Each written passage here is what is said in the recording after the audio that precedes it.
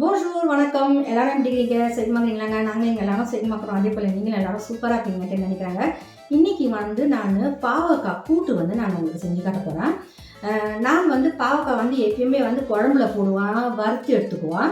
ஒருத்தவங்க வீட்டுக்கு நான் போயிருந்தேன். அவங்க கூட்டு செஞ்சுருந்தாங்க. அது ரொம்ப நல்லா இருந்தது. ரொம்ப கசப்பாகவும் இல்லை, ரொம்ப சூப்பராக இருந்ததுங்க. இன்றைக்கி நான் என் வீட்டில் அந்த கூட்டு செய்ய போகிறேன். அதே சமயம் நான் உங்களுக்கும் அது எப்படி செய்கிறேன்ட்டு நான் உங்களுக்கு செஞ்சு காட்ட போகிறேங்க. சரிங்க, அது எப்படி செய்யுதுன்னு பார்க்கலாமா? வாங்க. முதல்ல எண்ணெய் ஊற்றிக்குவோம். கொஞ்சம் கடுகு போட்டுக்குவோம், கொஞ்சோண்டு சீரகம், கொஞ்சோண்டு உளுத்தம்பருப்பு, ஒரு 4-5 வெந்தயம், கருவேப்பிலை போட்டுடலாம். இதை நம்ம தாளிச்சிட்டு வெங்காயம் போட்டுக்கலாங்க. கொஞ்சோண்டு நான் இந்த வெங்காயத்தை நல்லா வதக்கிட்டு அது கூடவே ஒரு 3 பல் பூண்டும் ஒரு பச்சை மிளகாவும் போட்டேன்.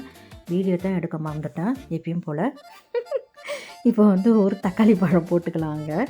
இந்த தக்காளி பழம் போட்டு கொஞ்சம் வதக்கினதுக்கு அப்புறமெல்லாம் ஒரு கரண்டி மிளகாத்தூள் போட்டுக்குவோம், கொஞ்சோண்டு மஞ்சள் தூள், கொஞ்சோண்டு சீரகத்தூள், இப்போ பார்த்தீங்கன்னா கறி பவுடர் ஒரு கரண்டி, எல்லாமே நீங்கள் ஒரு தேக்கரண்டியில் எடுத்துக்கோங்க. இதையும் நம்ம நல்லா வதக்கிட்டு அப்புறமெல்லாம் நம்ம அந்த பாவக்காவை போடணுங்க. பாவக்காய் நீங்கள் நல்லா ஒரு 2-3 வருஷம் நல்லா அலசிட்டு புழிஞ்சு போட்டிங்கன்னா அந்த ரொம்ப கசப்பு இல்லாத இருக்கும். ஆனால் எனக்கு இந்த கசப்பு ரொம்ப பிடிக்கும். அதனால் கொஞ்சோண்டு பயிர் கூட, அதில் இருக்கிற பயிரை கூட நான் போட்டுடுவேன். இப்போ பார்த்தீங்கன்னா நான் கொஞ்சோண்டு உப்பு போட்டேன். அதுக்கப்புறம்லாம் இதை நல்லா நம்ம கிளறி விட்டுட்டு ஒரு 10 நிமிஷம் நம்ம வேக வைக்கலாங்க.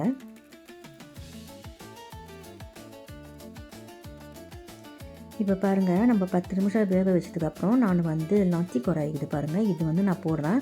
இது போட்டிங்கன்னா நீங்கள் தேங்காய் பூ போடணுன்னு அவசியம் இல்லை. இதுவே நல்லா சூப்பராக இருக்கும். இது அந்த கசப்பை உடைக்கிறதுக்காகத்தான் இது. இப்போ பாருங்கள், நான் இதில் கொஞ்சோண்டு புளி கொஞ்சோண்டு ஊற்றுறேன். இந்த புளியை ஊற்றிட்டு இதை நம்ம நல்லா கிளறிட்டு மறுபடியும் ஒரு 10 நிமிஷம் மறுபடியும் நம்ம வேக வைக்கலாங்க. இப்போ பாருங்கள், நம்ம அந்த பாவக்காய் பாருங்கள் நல்லா தண்ணி இல்லாமல் சூப்பராக வந்துருச்சுங்க. வாங்க, உங்களுக்கு இன்றைக்கி நான் பாவக்காய் கூட்டு செஞ்சுக்கிறேன். பாவக்காய் கூட்டு ரெடி.